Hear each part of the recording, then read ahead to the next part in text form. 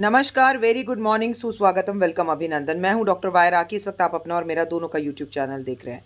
आज की कहानी बहुत अच्छी कहानी है, मस्त एकदम बिंदास। कहानी को टिल एंड तक सुनिएगा, मज़ा आ जाएगा। शायद आपके बहुत सारे सवालों के जवाब भी मिल जाए। बहुत समय पहले की बात है। एक राकेश नाम का आदमी था। उसका सिर्फ ज़िंदगी में एक ही सपना था कि वो अपना एक घर खरीद ले। लेकिन उसके पास पैसों की समस्या थी। लेकिन उसने सोचा मैं घर तो ज़रूर खरीदूंगा। और वो घर खरीदने के लिए मेहनत करने लगा। 15 साल तक लगातार मेहनत कर कर उसने एक बहुत सुंदर घर खरीदा और उसके घर का सपना पूरा हुआ। इस घर को पाने के लिए राकेश ने दिन रात बहुत मेहनत की थी। लेकिन उसका घर खरीद कर वो अपने परिवार के साथ, 2 बच्चों के साथ, बीवी के साथ उस घर में रहने लगा। लेकिन परेशानी ये थी कि 15 साल लाख मेहनत करने के बाद जब उस घर को खरीद कर रहने लगा, उसके आसपास बहुत अमीर लोग रहते थे। बहुत रिच लोग रहते थे जिनके घर में बड़ी लग्जरी गाड़ियाँ थीं, नौकर चाकर थे, बड़े बड़े सोफ़े थे, चांदी के बर्तनों में खाया पिया करते थे।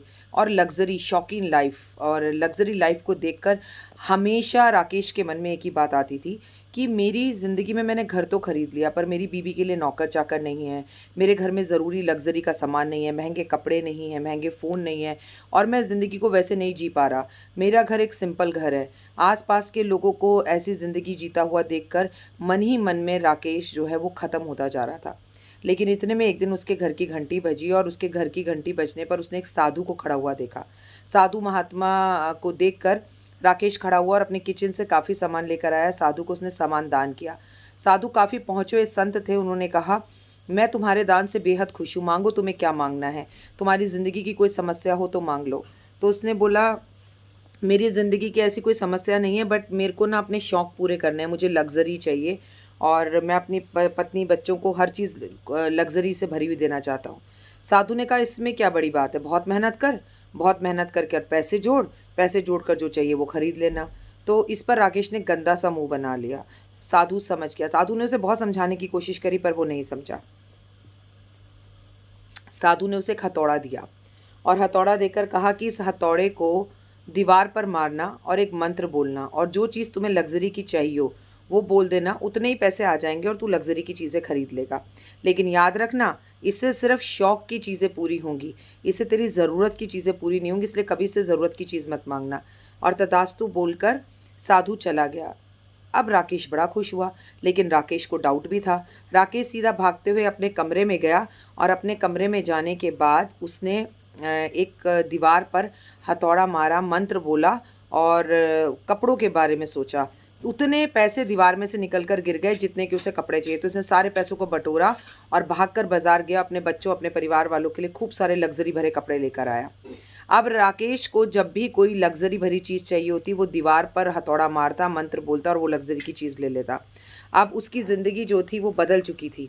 अब उसकी ज़िंदगी में नौकर चाकर, लग्जरी, महंगा सोफ़ा, सोना चांदी के बर्तन, उसके घर में सब कुछ था। अब किसी भी चीज़ की उसके घर में कोई कमी नहीं थी।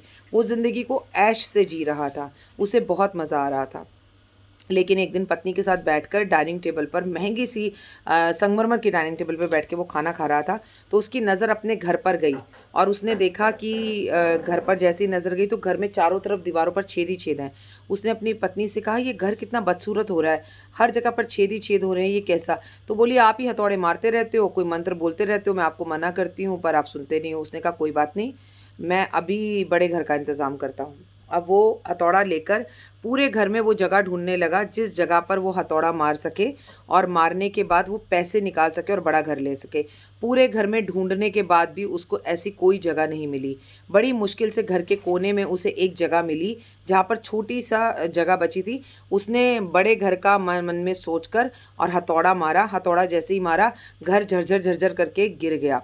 लेकिन राकेश समझदार था, वो एक लोहे की बनी हुई टेबल के नीचे चला गया जिससे उसकी जान बच गई, पर पूरा घर मलबे में दब गया। नौकर चाकर, बीबी, शौहरत, सोफ़ा, सब चीज़ें जो ज़रूरी थी उसकी लग्जरी की, सब उसके घर से गायब हो चुकी थी और सब गिर चुकी थी।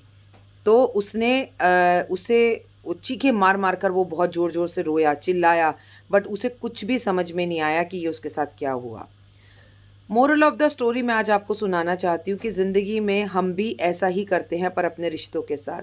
अपने परिवार को महंगी गाड़ी में बिठाने के लिए, अपने परिवार के शौक़ पूरे करने के लिए, दिखावे के लिए, महंगे सोफ़े के लिए, महंगे कपड़ों के लिए और महंगे फ़ोन के लिए हम बहुत कमाते हैं, बहुत कमाते हैं, बहुत कमाते हैं, लेकिन अपने परिवार को हम बिल्कुल भी समय नहीं दे पाते। जब पूरा घर गिर गया, बच्चे मर गए, बीवी मर गए, तो राकेश को साधु की बात याद आई कि याद रखना, इससे तेरा शौक पूरा होगा, ज़रूरत नहीं।